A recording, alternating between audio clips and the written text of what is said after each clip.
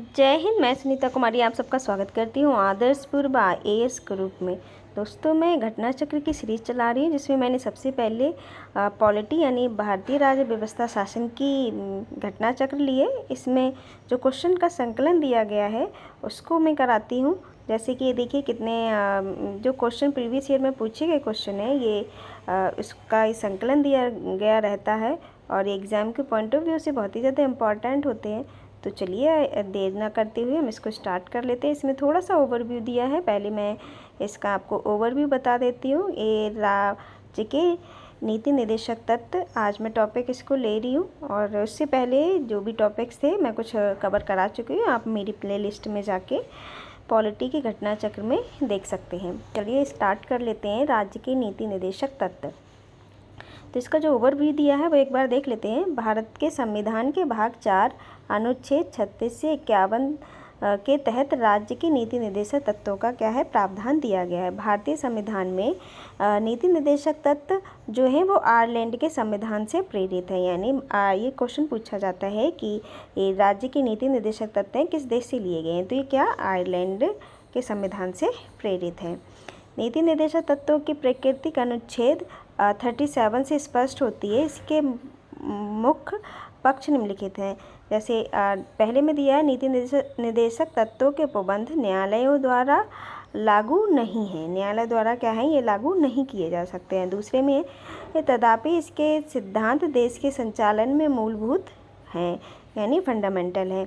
राज्य का ये कर्तव्य है कि वह इन सिद्धांतों को कानून बनाकर लागू करे। मतलब कंपलसरी नहीं है, लेकिन राज्यों का एक कर्तव्य है कि वो इन सिद्धांतों को एक कानून बना के लागू कर सकता है। अनुच्छेद 38 के अनुसार कहा गया है राज्य लोक कल्याण के अभिवृद्धि के लिए सामाजिक व्यवस्था बनाएगा। और 1939 जो अनुच्छेद दिया गया है उसमें है राज्य द्वारा अनुसरणीय कुछ नीति निर्देशक तत्व हैं, जैसे पुरुष स्त्री को समान रूप से आजीविका प्राप्त हो, भौतिक संसाधनों का वितरणकारी न्याय प्रबंध हो, आर्थिक विकेंद्रीकरण हो और पुरुष और स्त्री को समान कार्य के लिए समान वेतन क्या है प्राप्त हो, बालकों के कल्याण परक कार्य आदि सुनिश्चित किए जा सके। अनुच्छेद 39 का में समान न्याय निःशुल्क विधिक सहायता का प्रावधान दिया गया। अनुच्छेद 40 के अनुसार राज्य ग्राम पंचायतों के गठन का प्रयास करेगा।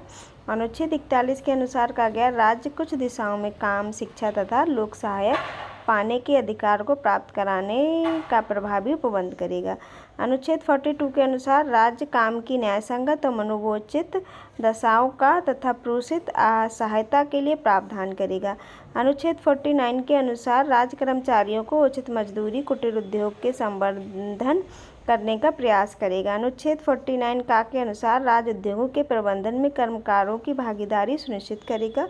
अनुच्छेद 44 के अनुसार राज्य भारत के संपूर्ण राज्य क्षेत्र में नागरिकों के लिए एक समान सिविल संहिता लागू करने का प्रयास करेगा। और जो कि अभी एक राज्य में समान सिविल संहिता लागू है, तो वो क्या कौन सा राज्य है? गोवा में क्या है समान सिविल संहिता लागू है। अनुच्छेद 49 के अनुसार राज्य 6 वर्ष से कम आयु के बालकों के लिए प्रारंभिक बाल्यावस्था देखरेख और शिक्षा का प्रबंध करेगा। अनुच्छेद 46 के अनुसार राज्य अनुसूचित जातियों, अनुसूचित जनजातियों, अन्य दुर्बल वर्गों हेतु शिक्षा तथा आर्थिक हितों की वृद्धि के लिए प्रयास करेगा। अनुच्छेद 47 के अंतर्गत कहा गया है राज्य लोगों के पोषाहार स्तर, जीवन स्तर ऊंचा करने तथा लोक स्वास्थ्य आदि सुधारने का प्रयास करेगा। अनुच्छेद 48 के अनुसार और कृषि और पशुपालन को आधुनिक तथा वैज्ञानिक ढंग से संगठित करने का प्रयास करेगा और गाय, बछड़ों अन्य जो दुधारू पशु हैं उनके वध का क्या है प्रतिनिषेध करेगा, मतलब वध नहीं होने देगा। और अनुच्छेद 48 का के अनुसार राज्य देश के पर्यावरण के संरक्षण और संवर्धन तथा वन्य एवं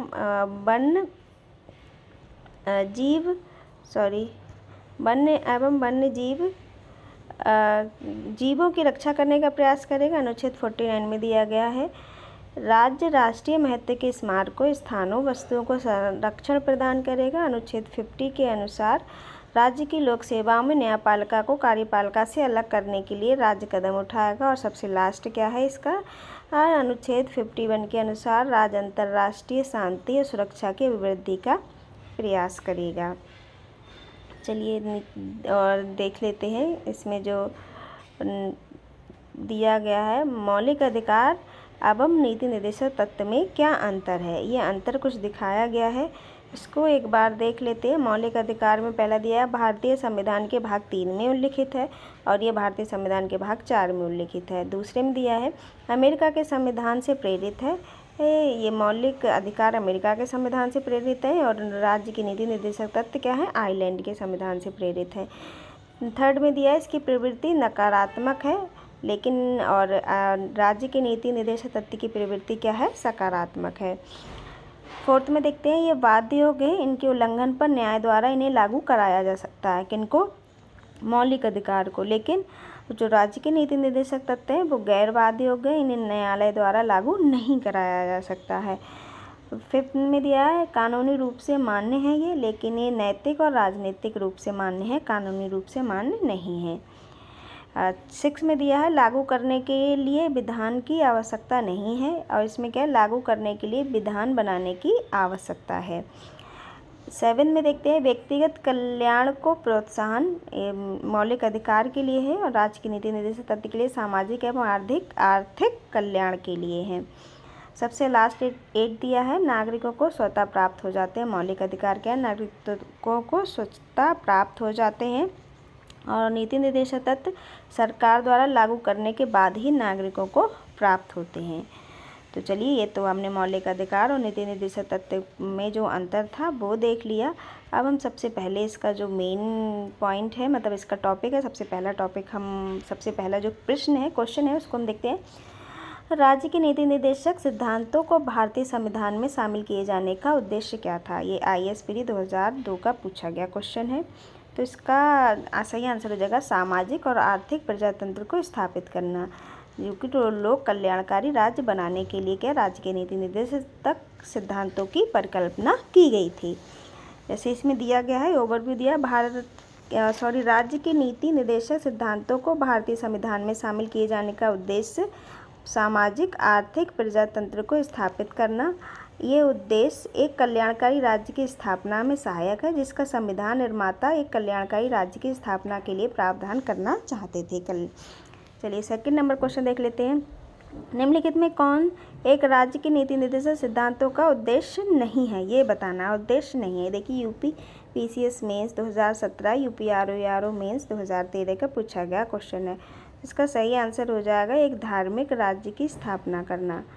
तो यानी ये क्या है, ये नहीं है। एक कल्याणकारी राज्य की स्थापना, ये सही है। सामाजिक आर्थिक न्याय को सुनिश्चित करना, ये भी सही है। एक धर्मनिरपेक्ष राज्य की स्थापना करना, ये भी सही है। कि धार्मिक राज्य की स्थापना नहीं, धार्मिक राज्य की स्थापना नहीं, ये क्या है, गलत हो जाएगा। तो ये सी ऑप्शन जो है इसका ठीक हो जाएगा। चलिए थर्ड नंबर का क्वेश्चन देख लेते हैं। राज्य की नीति निर्देशक सिद्धांत किस प्रकार मौलिक अधिकारों से भिन्न है। जैसे कि अभी हमने ओवरव्यू में पढ़ा था, देख लेते हैं। पूर्वोत्तर केंद्रीय सरकार के लिए और उत्तरोक्त राज्यों के लिए पूर्वोत्तर संविधान का अंश नहीं है, जबकि उत्तरोक्त है। निर्देशक सिद्धांत परिवर्तनीय है, जबकि मौलिक जो अधिकार हैं वो परिवर्तनीय हैं। जो राज्य की नीति निर्देशक सिद्धांत है वो परिवर्तनीय नहीं है, लेकिन मौलिक अधिकार क्या परिवर्तनीय है, और उपरोक्त में से कोई नहीं। तो इसका सही आंसर हो जाएगा C, यानी ये देखिए C आंसर जो है इसका ठीक हो जाएगा। AIS प्री एग्जाम 2009 का पूछा गया क्वेश्चन है। ओवरव्यू में देते हैं। राज्य की नीति निर्देशक सिद्धांत मौलिक अधिकारों से भिन्न है, क्योंकि नीति निर्देशक सिद्धांत परिवर्तनीय नहीं है, जबकि मौलिक अधिकार न्यायालय द्वारा परिवर्तनीय है। नीति निर्देशक सिद्धांत संविधान के भाग 4 में वर्णित है और कल्याणकारी राज्य की स्थापना के लिए दिए गए हैं, जबकि भाग 3 में वर्णित मौलिक अधिकार राज्यों को कृत्य के विरुद्ध दी गई सुरक्षा की गारंटी है। फोर्थ नंबर क्वेश्चन देख लेते हैं।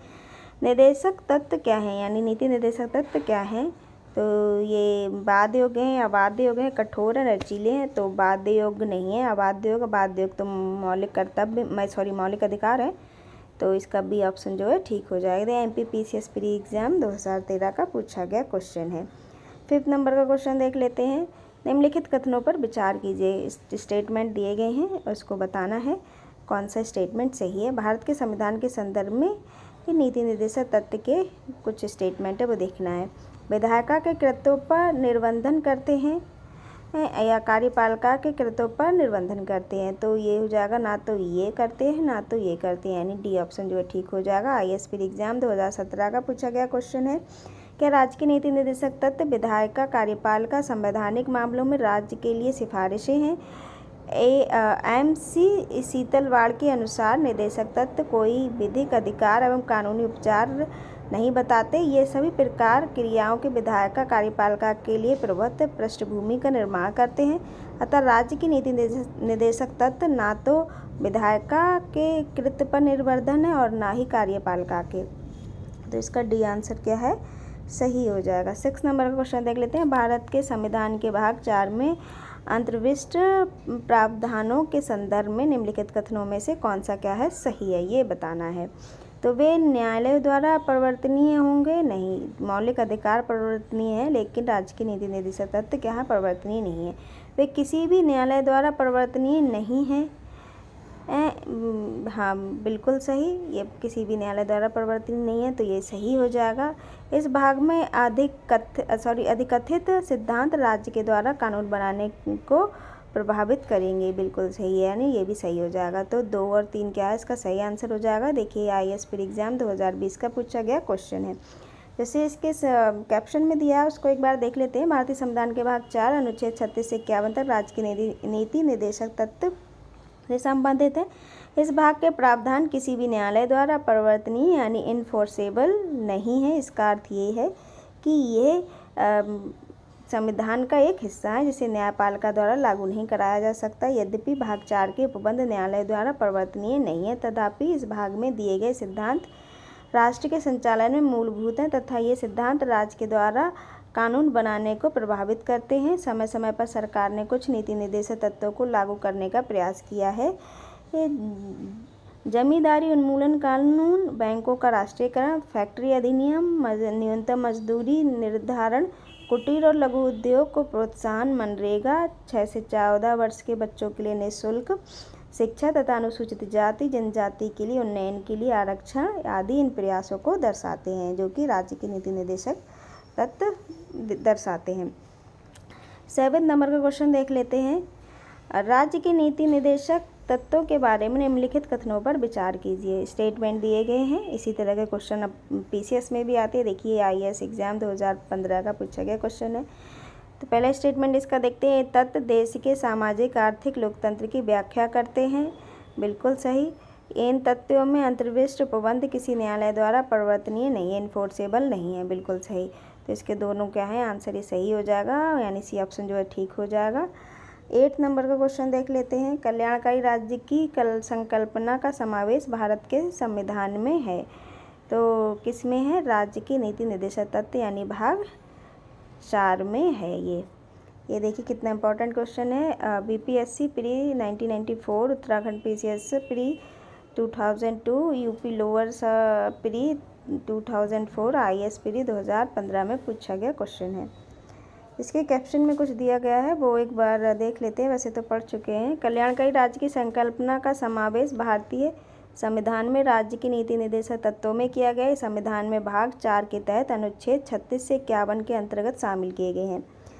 भारतीय संविधान की प्रस्तावना राज्य व्यवस्था के उद्देश्यों का उल्लेख करती है कि राज्य अपने नागरिकों को सामाजिक, आर्थिक, राजनैतिक न्याय, विचार, अभिव्यक्ति, विश्वास, धर्म, उपासना की स्वतंत्रता तथा प्रतिष्ठा एवं अवसर की समता उपलब्ध कराएगा, जो कि कल्याणकारी राज्य के आदर्श का प्रतीक है। इसके अतिरिक्त नीति निर्देशक तत्वों में कल्याणकारी राज्य की स्थापना हेतु राज्य को निर्देश दिए गए हैं। इस प्रकार प्रस्तावना एवं नीति निर्देशक तत्व दोनों में कल्याणकारी राज्य का विचार पाया जाता है।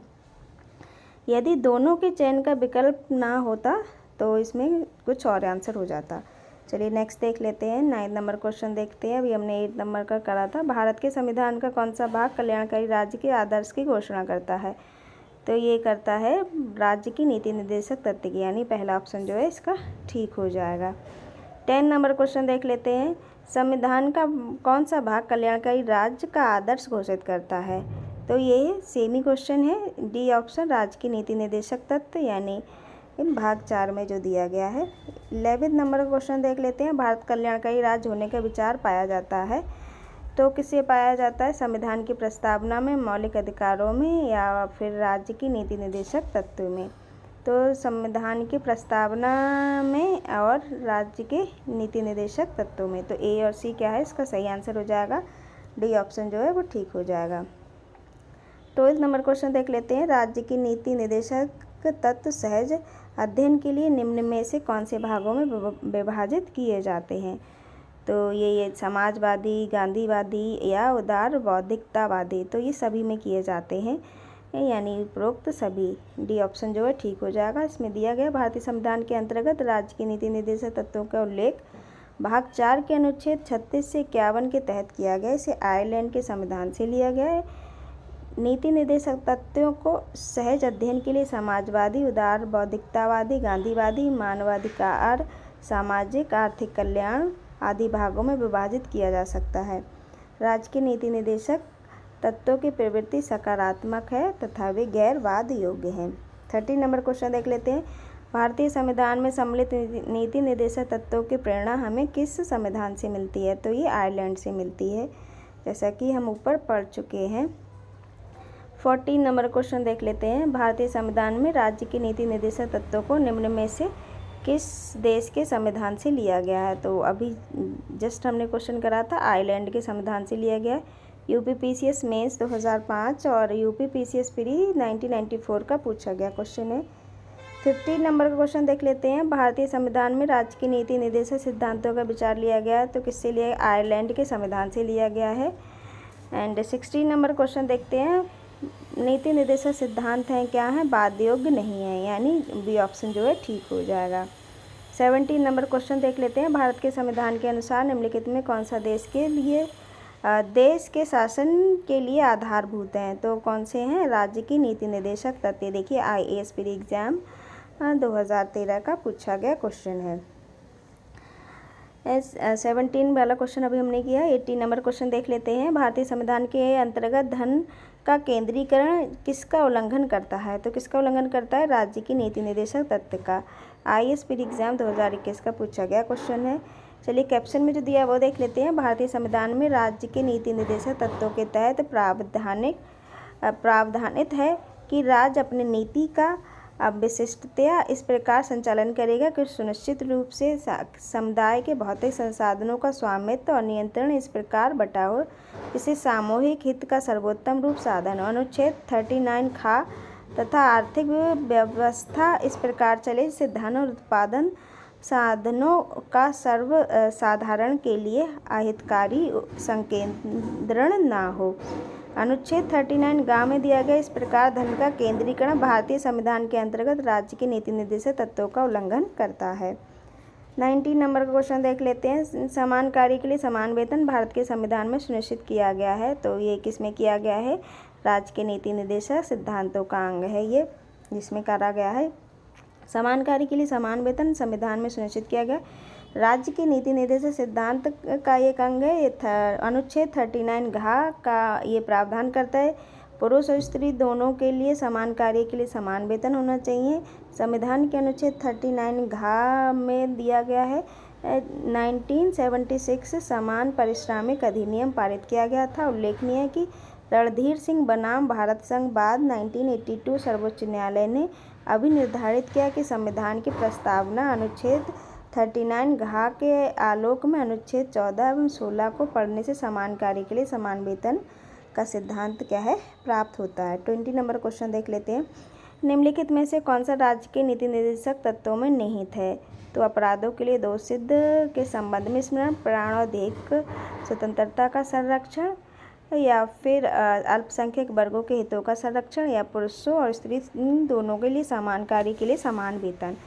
तो ये डी ऑप्शन जो है ठीक हो जाएगा। 21 नंबर क्वेश्चन देख लेते हैं। निम्नलिखित में एक मौलिक अधिकार नहीं है। उत्पीड़न के खिलाफ अधिकार, समान कार्य के लिए समान वेतन राज्य का नीति निर्देशक तत्व है, तो यही हो जाएगा और बाल की कानून के समक्ष बराबरी, ये भी मौलिक अधिकार है। और धर्म पालन की स्वतंत्रता का अधिकार भी मौलिक अधिकार है। लेकिन समान कार्य के लिए समान वेतन राज्य के नीति निर्देशक तथ्य है, जो कि अनुच्छेद 39 घ में दिया गया है। तो इसका आंसर हो जाएगा बी।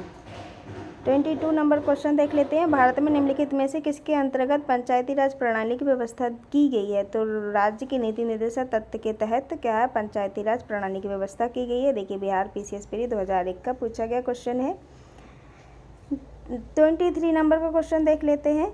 निम्न में से कौन सा अनुच्छेद पंचायत के गठन के लिए राज्य सरकारों को निर्देश देता है? तो कौन सा अनुच्छेद 40 क्या है, पंचायत सरकारों के गठन का निर्देश देता है। 24 नंबर का क्वेश्चन देख लेते हैं। निम्नलिखित अनुच्छेदों में से कौन सा एक राज्य सरकार को ग्राम पंचायतों को संगठित करने का गठन देता है? बिल्कुल सेम क्वेश्चन है, अनुच्छेद 40 में दिया गया है। 25 नंबर का क्वेश्चन देख लेते हैं। भारत के संविधान के अंतर्गत ग्राम पंचायतों का गठन किसके तहत किया गया था? ये किया गया था राज्य की नीति निर्देशक सिद्धांत के तहत, यानी सी ऑप्शन जो है ठीक हो जाएगा। 26 नंबर क्वेश्चन देखते हैं। सूची 1 को सूची 2 से सम्मिलित करना है। अब बताना है कौन सा अनुच्छेद किस में आता है। चलिए देख लेते हैं। सबसे पहले दिया गया ग्राम पंचायत का गठन, और जैसे कि अभी हमने पढ़ा अनुच्छेद 40, तो क्या हो जाएगा, पहले का 5वां। फिर दूसरा है समान आचार संहिता, तो ये हो जाएगा अनुच्छेद 44, समान आचार संहिता 44 हो जाएगा। तो ये बी का हो जाएगा 1।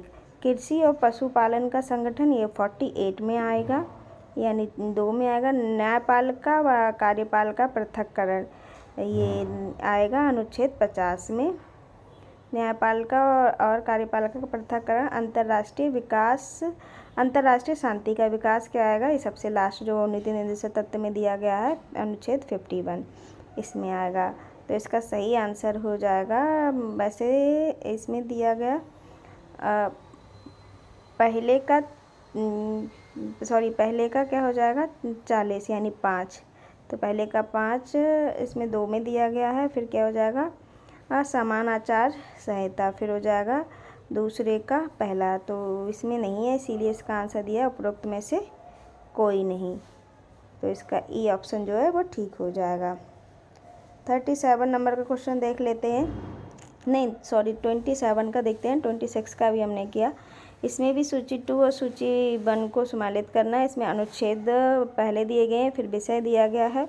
तो सबसे पहले अनुच्छेद 40 दिया है, जैसे कि अभी हमने देखा ग्राम पंचायतों के गठन के लिए है। 41 दिया गया है, कुछ दशाओं में काम, शिक्षा और लोक सहायक पाने का अधिकार के लिए।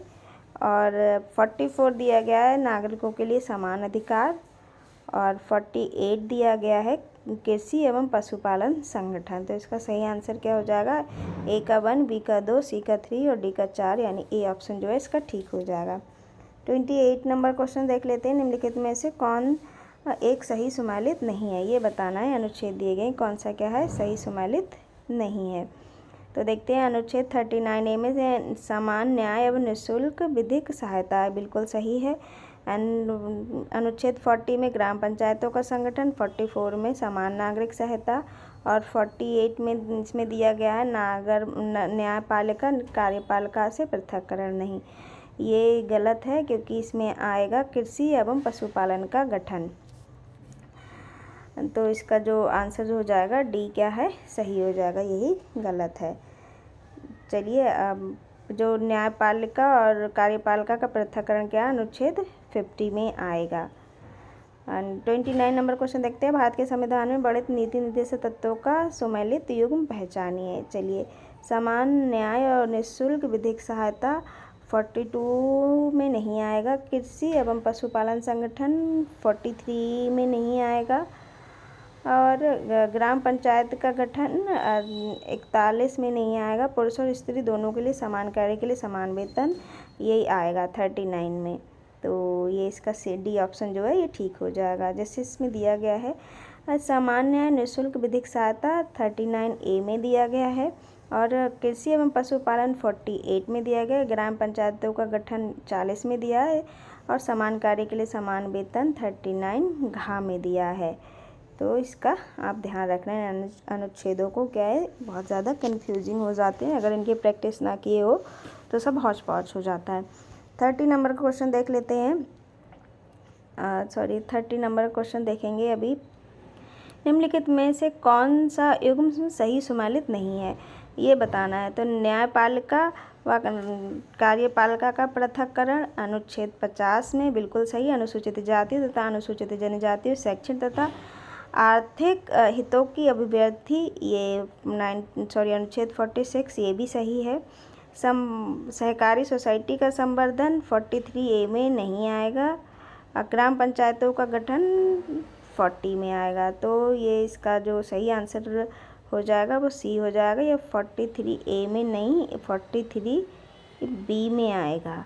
तो देखिए कितना कन्फ्यूज़न है, बिल्कुल अनुच्छेद 43A और B का कन्फ्यूज़न है। तो इनको अगर आपने प्रैक्टिस करी होगी तभी क्या है आप एग्जैक्ट बिल्कुल सही आंसर इनका दे पाएंगे। देखिए UPPCS प्री 2021 का पूछा गया क्वेश्चन है।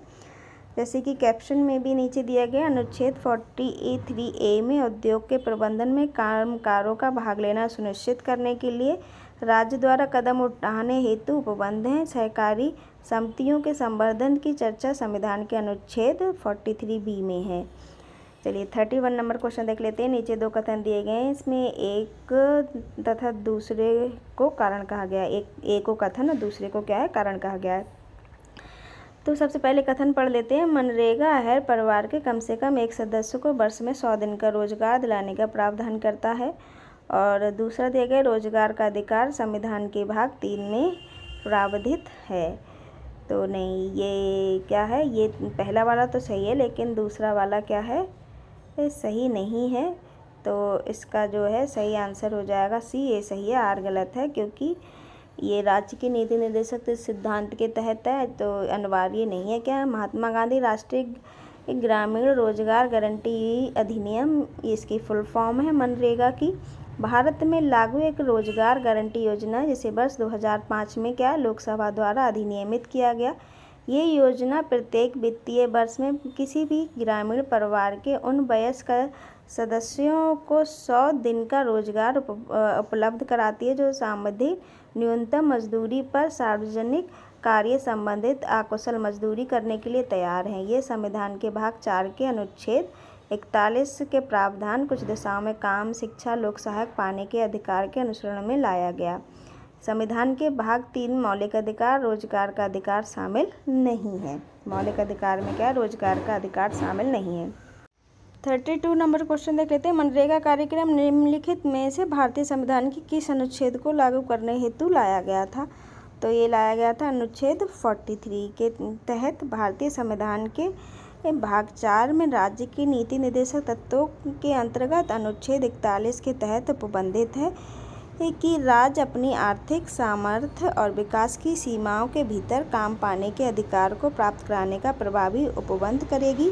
साथ ही इसी भाग ने अनुच्छेद 43 में कहा गया है कि राज्य उपरोक्त विधान या आर्थिक संगठन द्वारा किसी अन्य रीति से कृषि के उद्योग या अन्य प्रकार के सभी कर्मकारों को काम, निर्वाह मजदूरी, शिष्ट जीवन स्तर और अवकाश का संपूर्ण उपभोग सुनिश्चित करने वाले काम की दशाएं प्रदान करने का प्रयास करेगा। मनरेगा राज्य के इन्हीं संवैधानिक लक्ष्यों की पूर्ति की दिशा में महत्वपूर्ण क्या है, कार्यक्रम है। 33 नंबर का क्वेश्चन देख लेते हैं। 42वें संविधान संशोधन द्वारा किस अनुच्छेद के माध्यम से श्रमिकों के प्रबंधन में भागीदारी सुनिश्चित की गई थी। यानी ये 43A, डी ऑप्शन जो है ठीक हो जाएगा। UPPCS प्री 2019 का पूछा गया क्वेश्चन है। जैसे कि इसके कैप्शन में कहा गया है, 42वें संविधान संशोधन 1976 द्वारा संविधान के भाग 4 में राज्य की नीति निर्देशक तत्वों के तहत अनुच्छेद 43A यानी 43 का अतः स्थापित करके प्रावधान किया गया कि राज्य किसी उद्योग में लगे अन्य उपक्रमों, स्थापनों, अन्य संगठनों के प्रबंधन में कर्मकारों का भाग लेना सुनिश्चित करने के लिए उपयुक्त विधान द्वारा किसी अन्य रीति से कदम उठाएगा। चलिए 34 नंबर का क्वेश्चन देख लेते हैं। संविधान के किस अनुच्छेद के द्वारा उद्योग के संवर्धन में कर्मकारों की भागीदारी का प्रावधान दिया गया है। तो ये 43A में क्या है दिया गया है, बी ऑप्शन जो है वो ठीक हो जाएगा। 35 नंबर का क्वेश्चन देख लेते हैं। भारत में न्यायपालिका का कार्यपालिका से पृथक्करण किससे व्यादेशित है। तो संविधान के उद्देश्य का द्वारा नहीं, ये क्या है, राज्य के नीति निर्देशक द्वारा, जो कि अनुच्छेद 50 में दिया गया है। चलिए नेक्स्ट देख लेते हैं। 36 नंबर क्वेश्चन देखते हैं। राज्य के नीति निर्देशक सिद्धांतों के निम्नलिखित अनुच्छेद में से कौन सा अंतर्राष्ट्रीय शांति सुरक्षा के संबंध से संबंधित है? तो क्या अनुच्छेद 51 क्या है, अंतर्राष्ट्रीय शांति सुरक्षा के संबंधन से संबंधित है। ये राज्य की नीति निर्देशक सिद्धांतों से सुमेल इस प्रकार है। 51 दिया गया है अंतर्राष्ट्रीय शांति और सुरक्षा के संबंधन से संबंधित। जो 41 दिया है वो काम, शिक्षा, लोक सहायता पाने का अधिकार। 43A जो दिया गया है ये उद्योग के, अभी हमने जो ऊपर पढ़ा, प्रबंधन में कामकारों के भाग लेने का अधिकार, जो कि मनरेगा के तहत लोगों को रोजगार दिया जा रहा है। और अनुच्छेद 48 का में दिया गया पर्यावरण संरक्षण, संवर्धन, वन एवं वन्य जीवों की रक्षा करना। चलिए 37 नंबर क्वेश्चन देख लेते हैं। भारत के संविधान में अंतर्राष्ट्रीय शांति सुरक्षा की अभिवृद्धि का कहाँ उल्लेख दिया गया है? तो ये दिया गया है राज्य की नीति निर्देशक तथ्यों में, यानी बी ऑप्शन जो है ठीक हो जाएगा। 38 नंबर का क्वेश्चन देख लेते हैं। भारतीय संविधान का कौन सा भाग अंतर्राष्ट्रीय शांति और सुरक्षा के प्रति राज्य के उत्तरदायित्व का उल्लेख करता है? तो ये हो जाएगा राज्य की नीति निर्देशक सिद्धांत। ये UPPCS मेंस 2017 में पूछा गया क्वेश्चन है। चलिए 39 नंबर क्वेश्चन देखते हैं। भारतीय संविधान का कौन सा अनुच्छेद भारत के विदेश नीति से संबंधित है? तो ये 51 क्या है, भारत की विदेश नीति से संबंधित है। ये राज्य की नीति निर्देशक सिद्धांत का सबसे लास्ट जो है अनुच्छेद है। UPPCS पीढ़ी 2016 का पूछा गया क्वेश्चन है। चलिए 40 नंबर क्वेश्चन देख लेते हैं। निम्नलिखित में से कौन संविधान के 42वें संविधान संशोधन द्वारा नीति निर्देशक तथ्यों में नहीं जोड़ा गया? तो कौन सा नहीं जोड़ा गया? समान आचार संहिता, यानी C ऑप्शन जो है ये ठीक हो जाएगा। जैसे इसमें कहा गया है समान आचार संहिता को 42वें संविधान संशोधन अधिनियम द्वारा शामिल नहीं किया गया, ये मूल संविधान के तहत ही अनुच्छेद 44 में वर्णित है। निम्नलिखित प्रावधान 42वें संविधान संशोधन अधिनियम द्वारा नीति निर्देशक तत्व में जोड़े गए कौन सा? बच्चों के स्वास्थ्य, विकास के अवसर और सुविधाएं तथा शोषण से बच्चों एवं अल्पवयी व्यक्तियों की सुरक्षा। अनुच्छेद 39(4) समान न्याय तथा निःशुल्क कानूनी सहायता। और अनुच्छेद 39 का उद्योग के प्रबंधन में श्रमिकों की भागीदारी। अनुच्छेद 43 का और पर्यावरण का संरक्षण तथा संवर्धन एवं वन तथा वन्य जीवों की रक्षा। ये किस में दिया गया? 48 का में दिया गया है। चलिए 41 नंबर क्वेश्चन देख लेते हैं। 40 नंबर का हमने क्वेश्चन करा था। 41 नंबर क्वेश्चन देखते हैं। संविधान के 42वें संविधान संशोधन द्वारा निम्नलिखित में कौन सा सिद्धांत राज्य की नीति निर्देशक तत्वों में जोड़ा गया था? ये बताना है। तो पुरुषों एवं स्त्री दोनों के लिए समान कार्य के लिए समान वेतन, या उद्योग के प्रबंधन में कामगारों की सहभागिता, यानी बी ऑप्शन जो है ये ठीक हो जाएगा। IAS प्री एग्जाम 2017 का पूछा गया क्वेश्चन है। 42 नंबर क्वेश्चन देखते हैं। संविधान के निम्न में किसके शोषण के विरुद्ध अधिकार स्वीकृत करता है? तो कौन? बच्चों के लिए, बिल्कुल, स्त्रियों के लिए और जनजातियों के लिए, दलितों के लिए।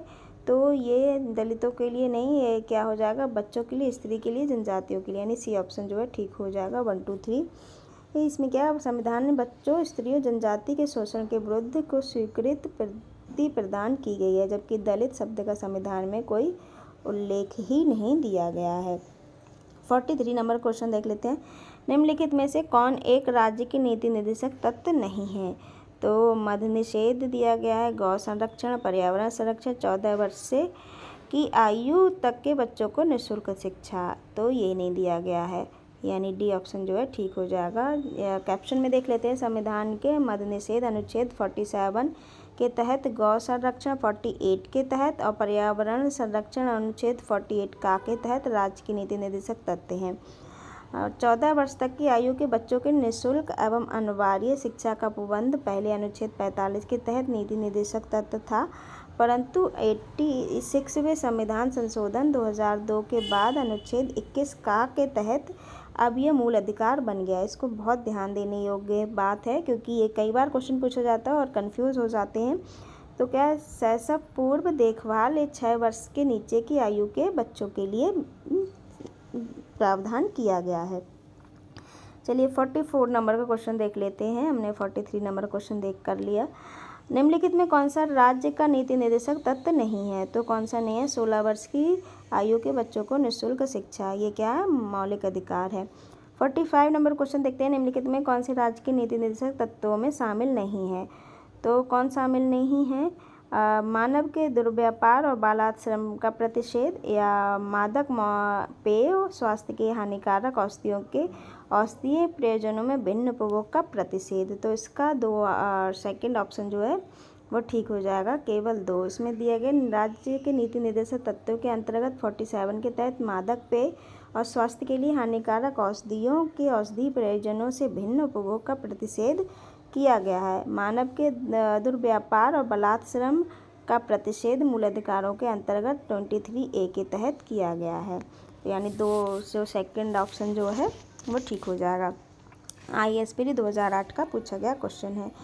46 नंबर क्वेश्चन देख लेते हैं। भारतीय संविधान में प्रतिष्ठापित राज्य के नीति निर्देशक तत्वों के अंतर्गत निम्नलिखित प्रावधानों पर विचार कीजिए। भारतीय नागरिकों के लिए समान नागरिक यानी सिविल सहायता सुरक्षा करना, या ग्राम पंचायतों को संगठित करना, ग्रामीण क्षेत्रों में कुटीर उद्योगों को प्रोत्साहित करना, या फिर सभी कर्मकारों के लिए यथोचित अवकाश तथा सांस्कृतिक अवसर सुनिश्चित करना।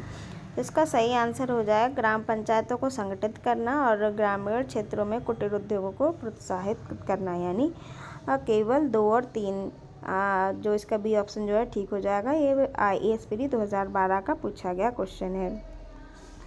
चलिए 47 नंबर क्वेश्चन देख लेते हैं। निम्नलिखित में से भारत के संविधान के किस में पर्यावरण संरक्षण एवं संवर्धन तथा वन एवं वन्य जीव की रक्षा का प्रावधान पाए जाना है? तो किसमें है ये? राज्य के केवल राज्य के नीति निर्देशक तत्वों में या केवल मूल कर्तव्यों में? तो दोनों में है, क्योंकि मूल कर्तव्यों में भी ये है और राज्य के नीति निर्देशक तत्वों में है। तो सी ऑप्शन जो है इसका ठीक हो जाएगा। जैसे इसमें कहा गया 42वें संविधान संशोधन 1976 द्वारा संविधान में राज्य के नीति निर्देशक तत्वों के तहत जोड़े गए अनुच्छेद 48A 40 के तहत अनुसार राज्य देश के पर्यावरण के संरक्षण तथा संवर्धन का और वन तथा वन्य जीवों की रक्षा करने का प्रयास करेगा।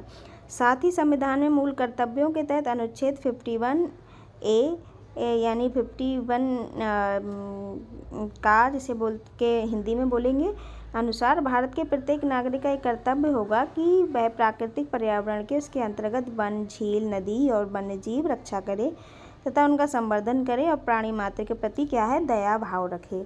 चलिए 48 नंबर क्वेश्चन देख लेते हैं। निम्न में से कौन एक राज्य की नीति निर्देशक सिद्धांतों में सम्मिलित है? ये बताना। तो राज्य देश के पर्यावरण के संरक्षण तथा संवर्धन का प्रयास करेगा, यानी ए ऑप्शन जो है इसका ठीक हो जाएगा। 49 नंबर क्वेश्चन देख लेते हैं। राज्य के नीति निर्देशक सिद्धांतों में निम्न में से किसके बारे में संविधान शांत है?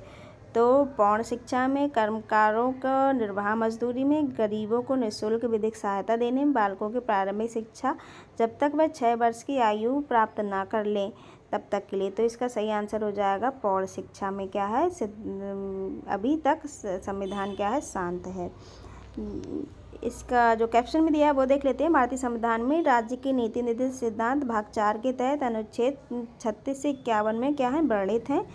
और इसमें कर्मकारों को निर्वाह मजदूरी का प्रावधान जो अनुच्छेद 43 में दिया है, गरीबों को निःशुल्क शिक्षा विधिक सहायता 39 का में दिया है, 6 वर्ष से कम आयु के बालकों के लिए प्रारंभिक बाल्यावस्था देखरेख क्या है? इस शिक्षा ये 46वें संविधान संशोधन के तहत